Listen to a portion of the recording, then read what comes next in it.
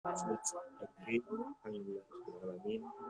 Wassalatu wassalamu ala asyrofil mursalin sayyidina Muhammadin wa ala alihi wa sahbihi ajma'in. Saya hormati pengurus Hijab dan jamaah AIG yang dirahmati Allah Subhanahu wa taala. Pada kesempatan hari ini kita coba diskusi diajak dan diskusi wajah, yaitu berbicara tentang, kalau yang lain itu berbicara tentang bahaya dari corona, kemudian macam-macam, kita mencoba husnudzon kepada Allah Subhanahu wa taala, yaitu dari COVID-19 ini. Sebenarnya COVID-19 ini adalah merupakan guru dari kita semua. Guru untuk semua penganut agama. Guru untuk semua bangsa. Guru untuk semua suku. Guru untuk semua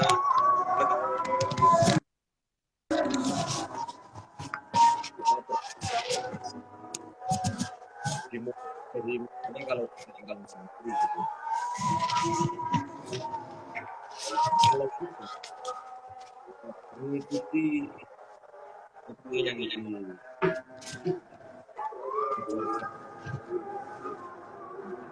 mengikuti mestinya memang tidak bisa.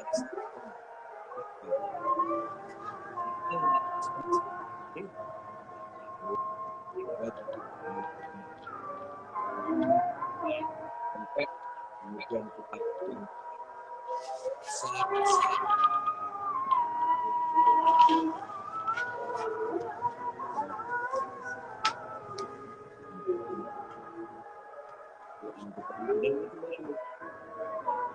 itu kan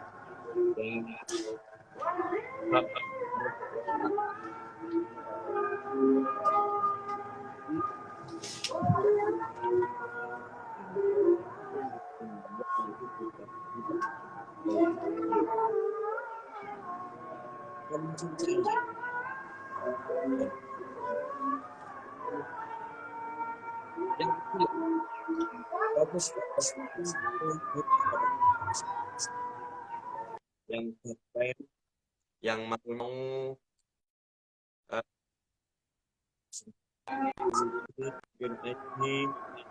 Twitter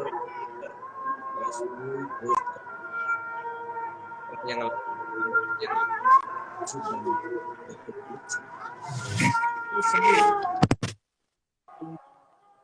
sepuh ya, baik itu selevel apa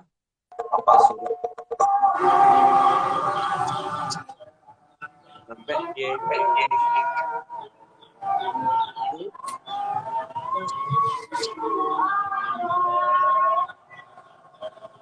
yang belum sadar penting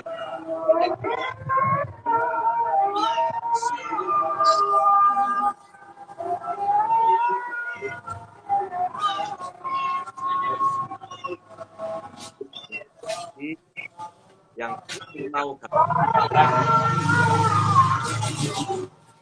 era pandemi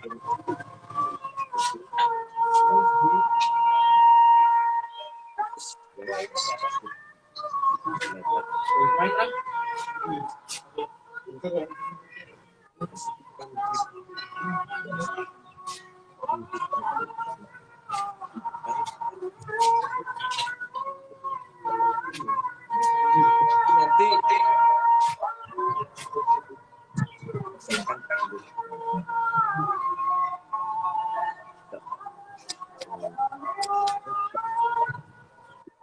harus ke M.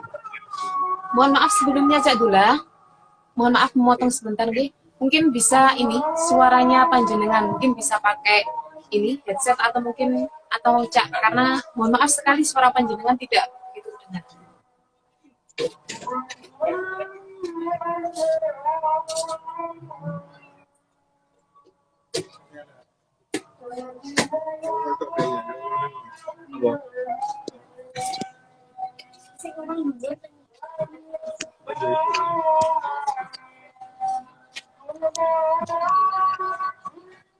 Yes, mohon maaf ada gangguan sedikit. Selamat bergabung dengan Mas Halo, Ahmad sudah? Munir. Oke, sudah Cak, sampun. Monggo pangapunten.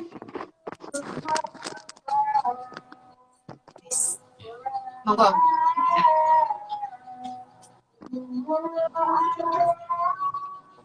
Oke. Monggo dilanjutkan Cak Dula.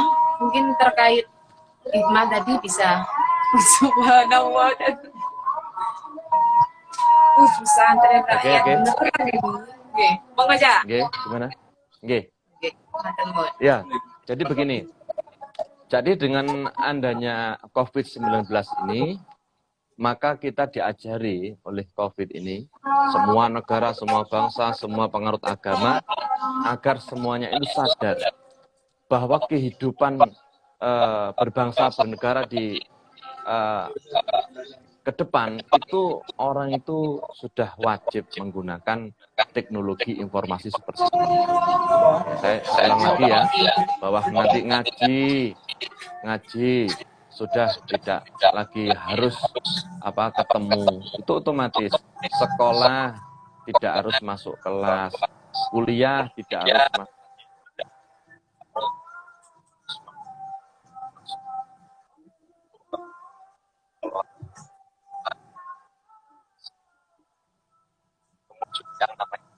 Di pinggir jalan, cukup di rumah dia menguasai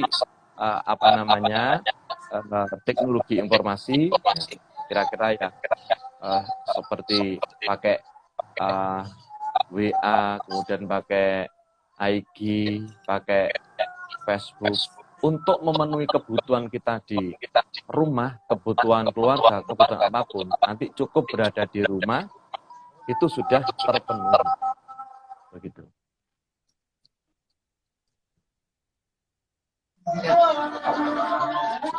Terus menurut panjenengan Cak, kalau memang kan sekarang anak-anak muda banyak ya Cak, kita banyak sosial media, tapi kan cara mau filter kan itu juga gak susah. Bagaimana ketika kita harus ngaji dengan teknis, dengan kita ngaji online, padahal kan meskipun ada kadang kita mau lihat YouTube masih ada banyak iklan, mau lihat apapun masih banyak iklan, sehingga kan agak susah untuk memfilter hal itu. Pripun Cak, itu bagaimana cara memahami anak-anak muda terkait kalau kita untuk ngaji online dengan banyak hal semacam itu Cak?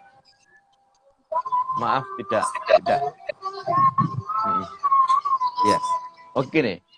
Jadi begini, ya kita generasi muda mestinya ke depan memang harus berlomba-lomba untuk menjadi pengusaha-pengusaha yang hebat, pengusaha-pengusaha yang besar. Sehingga iklan itu bukan dari orang lain ke depannya. Bagaimana bisa mengisi iklan di kita sendiri itu sendiri. Nah, saya kira begini. Jadi kelemahan kita ini kan fair saja ya. Selalu bilang kita harus mendekat IT, kita zaman IT. Maaf, di era Facebook, nah, yang memanfaatkan Facebook, ini saya buka saja. Ini saya diskusi dengan kemarin kan saya ISMU Kabupaten mengadakan sekolah viral. Ya, sekolah viral. Sekolah Grafik di Facebook itu, ya, bahwa teman-teman ahlu sunnah wal jamaah an-nahdiyah khususnya, ya, ini pengguna aktif di Facebook itu hanya separuh dari mereka-mereka. Jadi teman-teman kita ini kesadaran untuk memakai teknologi informasi ini masih kalah dengan dia. Nanti kita bisa mengetahui dari penelusuran model forensik begitu. Jadi sebenarnya teman-teman kita khususnya di NO ya, itu berapa persen yang menggunakan teknologi informasi? Maaf, jumlahnya hanya separuh. Sehingga kalau misalnya ada penguasaan media atau membuat isu, kita selalu kalah cepat. Kalah cepat. Contoh lagi, oke lah, ada pesantren, ada pengurus PMII, ada ISNU, punya website. Tapi pertanyaannya, website mana yang aktif? Kecuali hanya pengumuman, kemudian setahun sekali kalau mau pendaftaran. Coba kalau semua ini sadar, seperti yang dilakukan oleh mereka-mereka, website itu betul-betul dikelola masing-masing pesantren, masing-masing, maka di media itu akan kita penuhi dengan kita.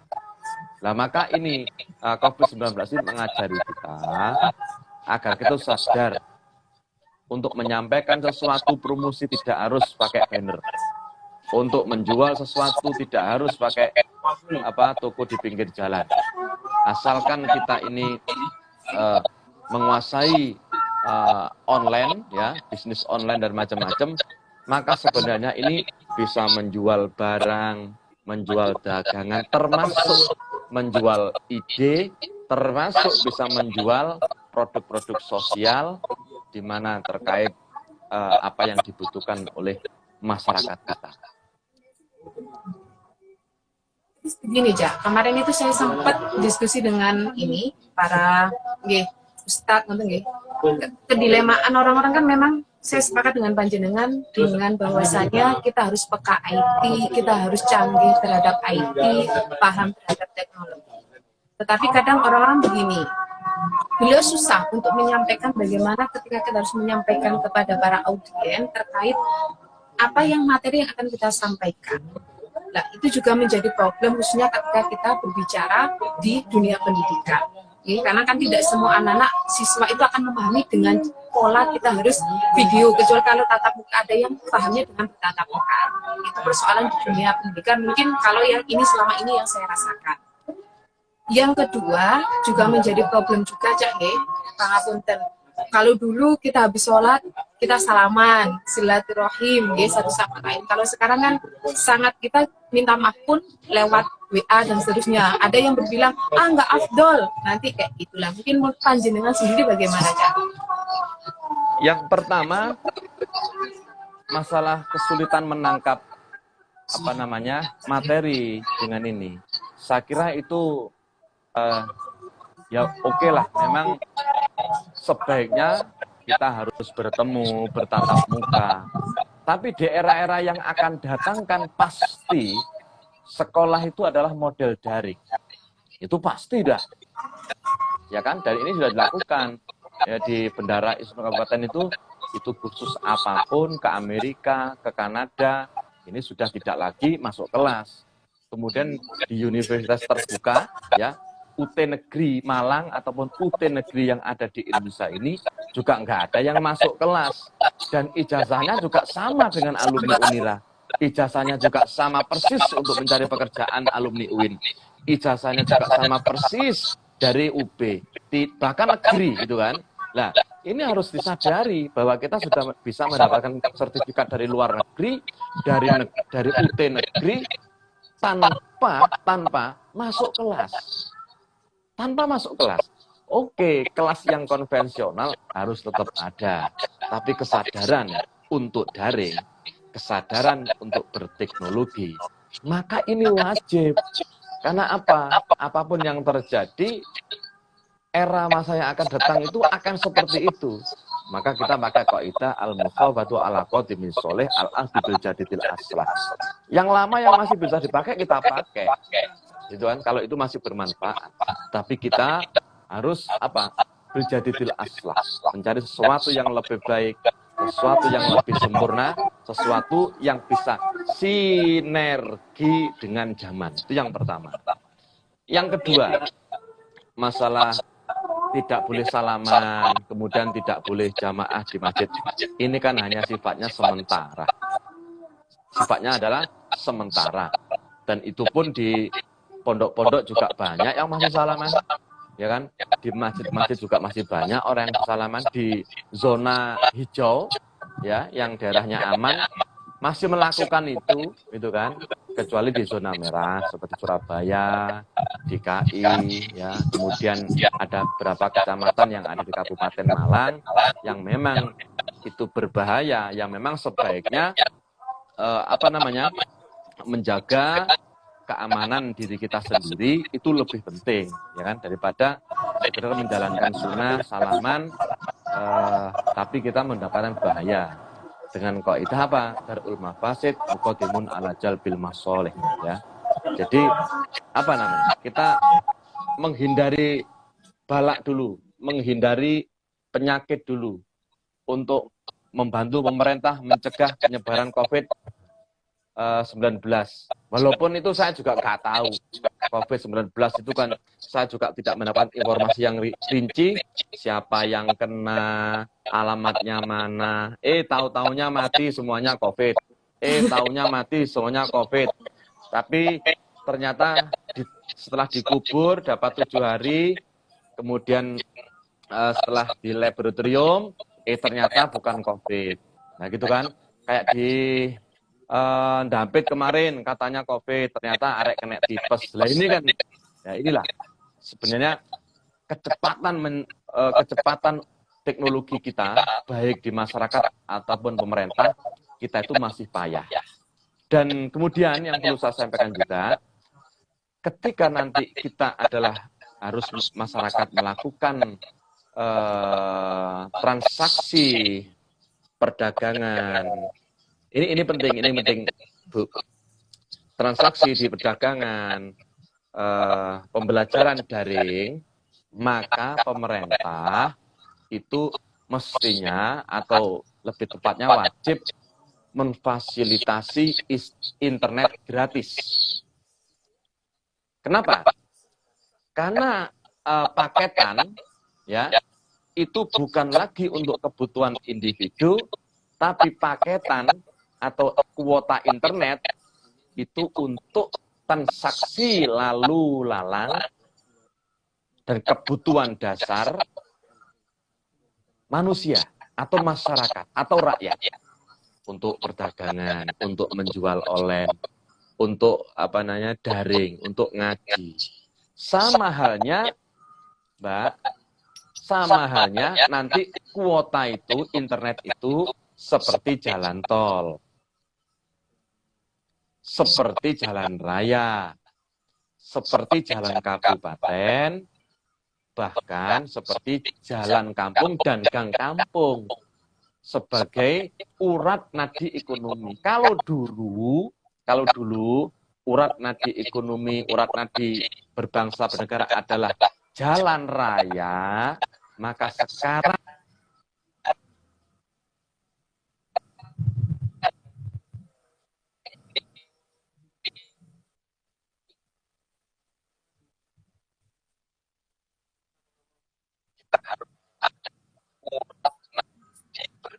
bangsa dan bernegara. Ini perlu bicara nih, Mbak. Jadi kuota internet, ya, nah, kan sampai ada guyonan itu. Kalau ada orang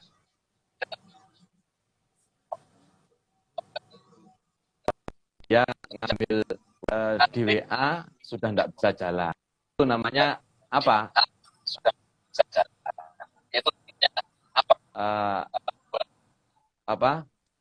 Tanpa kuota itu kan seperti kita itu seperti tidak hidup lagi. Maka rekomendasi dari diskusi ini, saya kira nanti Isnu Wajak itu bersama Isnu Kabupaten mengusulkan kepada Pak Sanusi sebagai Bupati Malang, syukur-syukur nanti kepada Gubernur Khofifah, syukur-syukur ya didengar oleh Pak Jokowi bahwa internet sekolah, internet pesantren, syukur-syukur internet penggerak di masyarakat ini kemudian digratiskan seperti hanya kita lewat apa? Lewat jalan raya begitu, karena urat nadi ekonomi, urat nadi berbangsa dan negara nanti adalah kuota. Berarti tahun ini pokoknya kuncinya kuota ya, Cak ya. Tanpa kuota nggak bisa gerak, nggak bisa hidup ya. Mbak, maaf. Kan Semua kenapa? bisnis hari ini itu hancur, ya kan? Bakul bakso, bakul mie, toko-toko, hotel, pariwisata, utamanya tukang ceramah itu nggak dapat amplop sekarang. Ya kan? Jenengan berarti amplopnya tipis dong. Lah, nggak hanya tipis ini, hampir 4 bulan ini nggak dapat amplop. Ya daring ini nggak ada yang transfer, daring begini. Oh ya Allah. Berarti semua aja ini ya. Ya. Lah, Ya. maka dari itu, ya inilah, tolong ya nanti diingat Mbak, nanti setelah ini kita membuat rekomendasi kepada Bupati ya, atau kita ketemu nanti, ya. Siap, Saudara, kita ketemu kepada kita gubernur, kepada presiden, besok suratnya kita eksekusi bahwa kita jelaskan bahwa urat nadi ekonomi kalau dulu adalah jalan raya, jalan aspal, jembatan, maka sekarang adalah kuota. Nah, ini menarik nih. Ini saya juga nanti akan saya lakukan nanti. Ya. Oke. Ya, bukannya di sekolah itu bisa ada dana bos yang sekarang alokasi untuk ini ya, apa? Penanggulangan COVID kayak akhirnya dialokasikan untuk apa? Kuota internet untuk siswanya nih, Cak. Nah, ini kalau kebijakan yang terkait itu, kalau untuk media itu yang dulu pernah saya ketahui ada, misalnya untuk beli koran itu ada. Barangkali nanti itu bisa dialihkan untuk beli kuota. Nah, gitu. Ya kan? Termasuk pesantren-pesantren seharusnya itu digratiskan semua. Karena apa? Ya tadi bahwa internet ini menjadi suatu kebutuhan. Bahkan guru nggak hadir itu cukup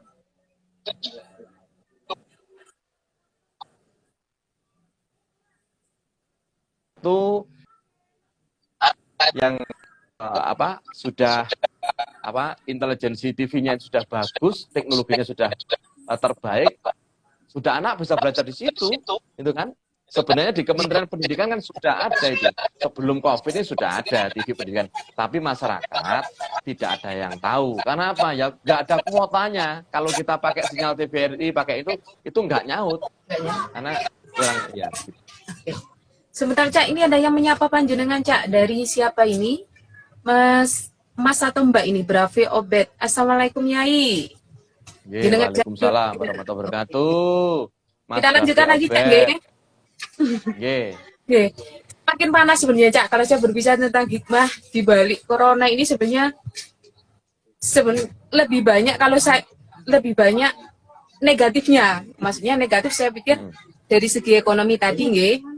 Apalagi kalau saya orang desa, orang-orang banyak yang kadang petani komentar, harga semakin turun, pendapatan mereka sangat minim lah. Menurut panjenengan, kita sebagai masyarakat ini harus bagaimana menyikapi kondisi seperti ini, mengingat, apalagi khususnya untuk orang-orang yang perekonomian setiap hari baru ini mencari, besoknya mencari lagi, seperti itu. Menurut panjenengan bagaimana, Cak? Langkah-langkah pemerintah sudah sangat bagus. Langkah-langkah pemerintah sudah sangat respon. Cuma kan karena kita ini adalah negara kepulauan, banyak sungai, banyak laut, sehingga kalau ada keterlambatan respon pemerintah terkait distribusi bantuan, ini memang menjadi sesuatu yang harus dimaklumi. Namun masalah data ini pemerintah perlu respon, apalagi sekarang ini kan sudah pakai online bisa. Ini mestinya pemerintah memang harus terus memperkuat dari pusat, utamanya sampai tingkat desa dan RT. Maka kalau bisa ada istilah Indonesia satu genggam. Kalau di Kota Malang, di Polres Kota Malang ada namanya panic button. Nah, panic button itu ketika sentuh, maka bisa diketahui alamatnya, bisa diketahui koordinatnya, garis bujur, garis lintangnya melalui GPS dan GIS. Harus melakukan itu. Sehingga untuk korban-korban yang dengan sebutkan tadi, maka pemerintah secara cepat bisa merespon. Nah, kalau memang kemarin yang berpenghasilan jual cilok, kemudian mainan di pasar itu, saya kira itu tidak sendirian ya. Seluruh dunia, bahkan Mekah, Medina, di Las Vegas, kemudian di Jerman, di Italia, di Wuhan, semuanya itu terdampak. Maka ini apakah ini perang dunia ketiga dimulai dari senjata biologi yang berbentuk virus corona ini, atau memang ini betul-betul ujian dari Allah Subhanahu wa taala, atau jangan-jangan ini sisa-sisa pipisnya burung ababil yang kemudian bermutasi setiap 1 tahun sekali dan untuk mengingatkan umat manusia. Saya kadang berpikir ini yang banyak terkena sampai jutaan sampai puluhan ribu ini kan di negara-negara yang tidak toharoh. Negara-negara yang tidak kenal toharoh. Negara-negara yang terkena toharoh itu tidak ada persoalan. Dan yang ingin saya sampaikan, begini, terkait pertanyaan sampean tadi. Tahun 2019 ya, ada kemungkinan, ada pertemuan alim ulama di Banjar Patroman, kalau nggak salah di tengah-tengah Ciamis dulu ada kota di tengah Ciamis adanya Banjar Patroman. Di situ semua ulama seluruh Indonesia kumpul. Pak Presiden juga hadir. Kebetulan saya juga berada di dalam itu. Kemudian karena saya dapat undangan VVIP yang disusupkan oleh teman saya Hasanuddin Wahid itu yang ada di sana. Pak Presiden itu mengatakan begini. Ini saya bilang Pak Presiden bukan berarti saya ini orang yang sangat fanatik dengan Presiden ya. Ya, tapi saya harus menghormati kalau dia itu adalah pimpinan negara kita. Tahun 2030 akan ada terjadi pengangguran besar-besaran di dunia. Jumlahnya 800 juta jiwa.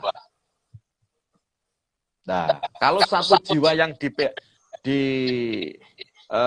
liburkan tidak bekerja itu punya keluarga 2, 3, atau 4, tinggal mengalihkan yang terdampak oleh pengangguran itu. Kenapa itu terjadi? Nanti sopir-sopir itu juga akan libur. Karena sudah pakai autopilot, tidak butuh sopir lagi.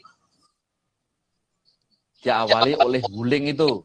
Sekarang mobil Cina, Wuling, kemudian Mercedes, BMW. Cukup saya mau pergi ke Wajak, Jalan Macari, atau mungkin di Poh Kecik, atau mungkin di Sukoanyar, ya. Di jalan ini, nomor ini, kita sudah akan dihantarkan sampai tempat. Yang kedua, toko-toko sudah mulai. Sebesar apapun tokonya, penunggunya cukup 1 atau 2.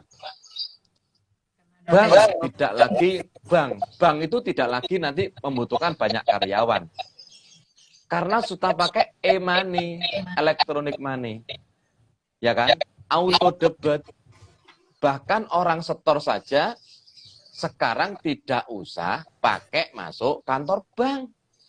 Cukup masuk ATM, di situ sudah bisa memasukkan uang, bisa setor.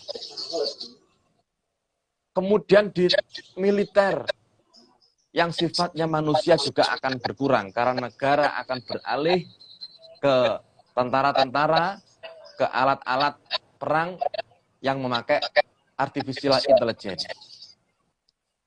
Jadi kecerdasan buatan.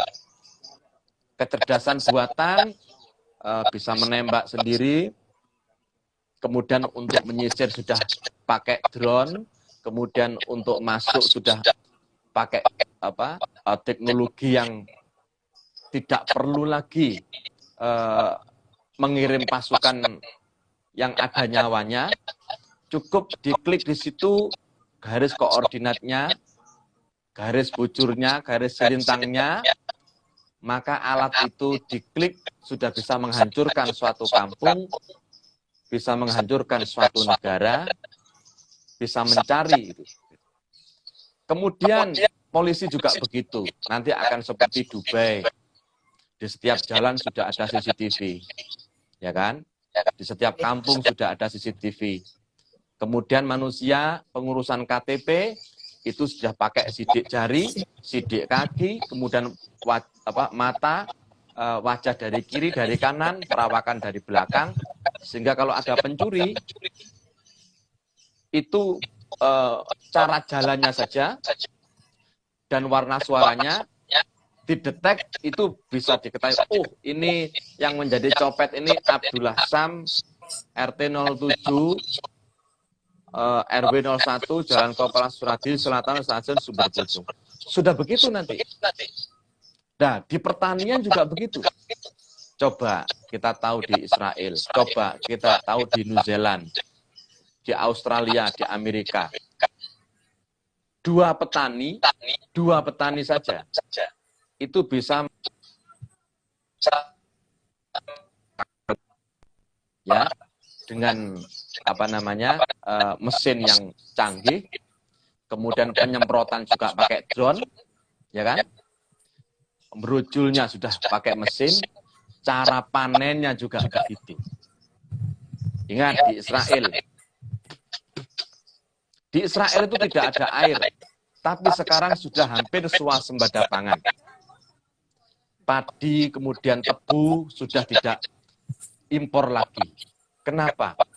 Karena menyuling air laut, kemudian untuk dijadikan air tawar, kemudian sampai seperti infus water itu, setiap tanaman dikasih selang kecil, dicipkan di masing-masing tanaman, sehingga itu tercampur dengan pupuk cair, kebutuhan macam-macam tumbuhan itu sudah ada di situ, dan panennya bisa mengalahkan di negara kita yang agraris, negara kita yang di banyak hujan dan banyak air. Coba begini. Sawi di Jepang, selah di Jepang. Kalau di sini 40 hari, 30 hari, di sana cukup 5-7 hari, sawi susah panen. Dengan sistem pencahayaan yang cukup, rekayasa genetika, dan kemudian pakai sistem hidroponik, tidak lagi butuh tanah. Di lantai 100, lantai 200, lantai 30, lantai 40, di masing-masing gedung itu sudah ada pertanian. Maka ini wajah yang subur itu harus sadar. Nanti tidak bisa menjual sayur. Karena di kota-kota sudah pakai hidroponik, pakai aquaponik, pakai teknologi rekayasa untuk membuat kota ini hijau. Awas yang ada di gunung-gunung yang sekarang subur, kalau tidak terus belajar secara mandiri dan bagaimana bisa menjual dengan apik. Oke, siap, Cak. Tapi dari yang pembahasan panjenengan, saya tertarik dengan dua statement panjenengan. Bahwasanya adanya COVID ini mungkin ujian Allah, ya kan? Ujian Allah untuk mengingatkan kita biar kembali kepada Allah, tidak melupakan akan tanggung jawab kita sebagai makhluknya. Yang kedua, mungkin ini mutasi burung ababil. Saya penasaran dengan yang kedua, mutasi burung ababil. Bagaimana ya? Guyone panjenengan nih lo. Lo kan namanya santri kan referensinya tidak hanya teknologi, tapi juga sejarah kan, bahwa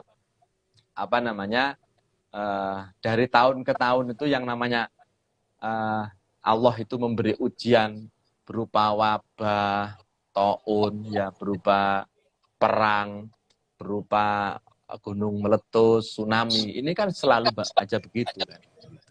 Ya. Terus, jangan diseriusi itu. Enggak serius, ya. Ini kan semi guyon, ya. Iya. Ada sempat ini, Cak. Ada statement bahwasanya adanya COVID ini memang ujian Allah untuk mengingatkan kita biar kembali kepada Allah. Karena orang-orang sudah banyak yang masjid sudah banyak ini yang agak longgar, tapi warung kopi, ini sewu nih, Cak. Kita sesama suka pecinta ke warung kopi, nggih. Banyak warung kopi yang full, kadang. Terus habis itu mall-mall sampai full, bahkan tempat karaoke juga full. Apakah memang menurut panjenengan sebagai yai ini, ya nopo? Kan saya santrinya. Ya, ya memang ada yang paradoks juga sih, aneh juga. Ke masjid harus hati-hati. Kemudian diajakan penjagaan di gardu-gardu. Tapi di gardu itu orang pada ngumpul, pada remi, dan tidak ada jarak. Dan itu dibiarkan. Aneh juga, aneh-aneh. Jadi menjaga COVID menganjurkan masyarakat agar ada protokol yang sudah ditentukan oleh pemerintah, tapi si penjaganya sendiri tidak pakai protokol. Di kampung-kampung, di gedu-gedu itu saya melihat, itu kan sambil sekak, catur ya, sambil jakon, sambil monopoli, sambil jagong, sambil remi-remi, ya kan? Coba, itu ada protokol kesehatan enggak? Nggak ada, jaga jarak enggak? Pakai masker. Jaga jarak enggak? Tidak, lebih banyak tidak. Iya, ya. Jadi memang ya inilah kalau bahasa saya begini, itulah Indonesia, kan? Jadi ya yang penting kita lah.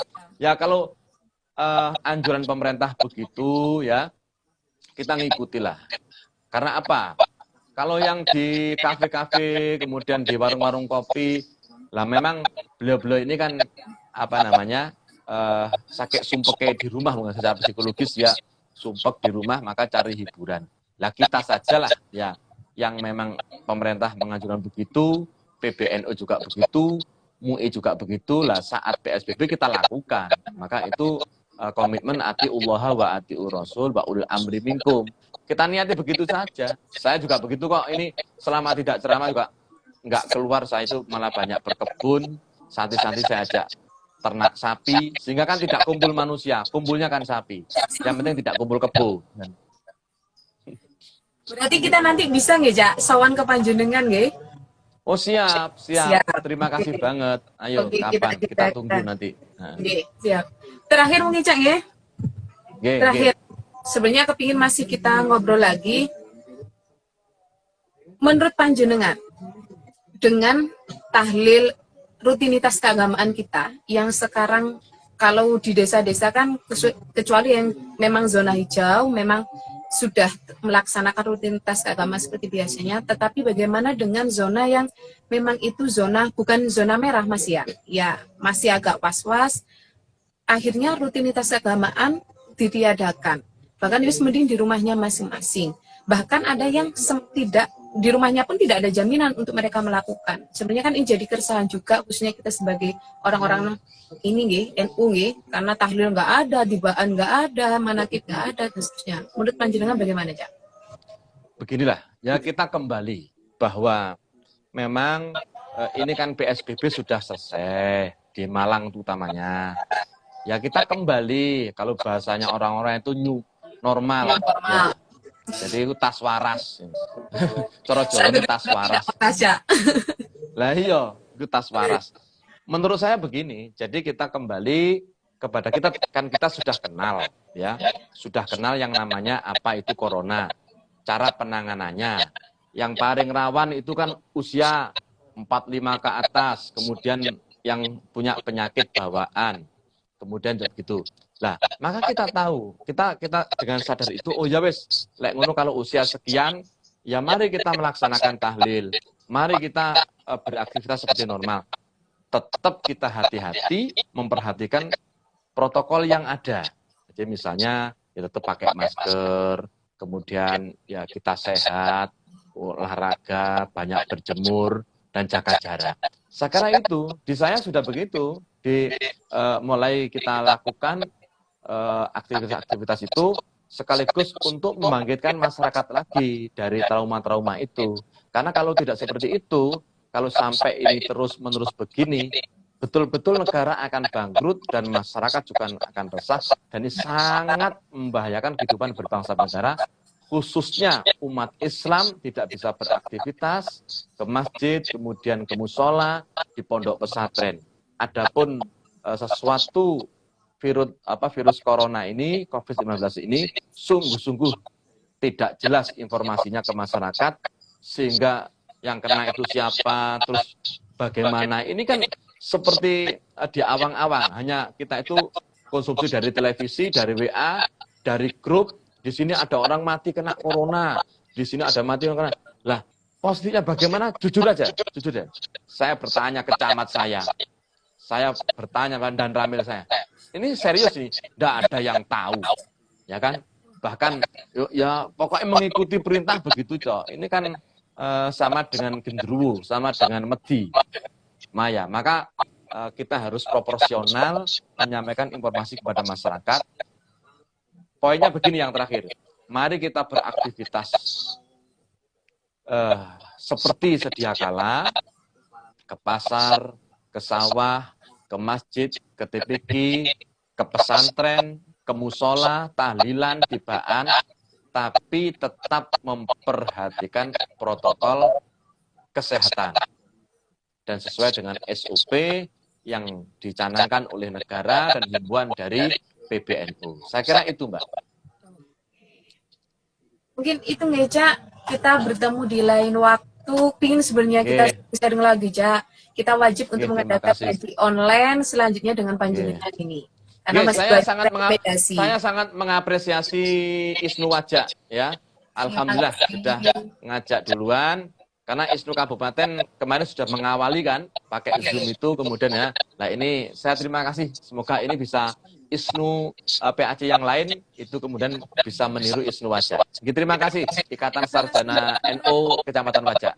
Oke, terima kasih dan mohon maaf atas nama pengurus ini, pimpinan anak cabang Isnu Kecamatan Wajak Ngeja, atas ini ketidaknyamanan mungkin di awal ada trouble sedikit tadi nge. Terima kasih pula, sehat selalu. Kita bertemu di lain waktu, kita mau sowan ke panjenengan nge. Amin, monggo. Terima kasih. Wassalamualaikum Assalamualaikum warahmatullahi wabarakatuh.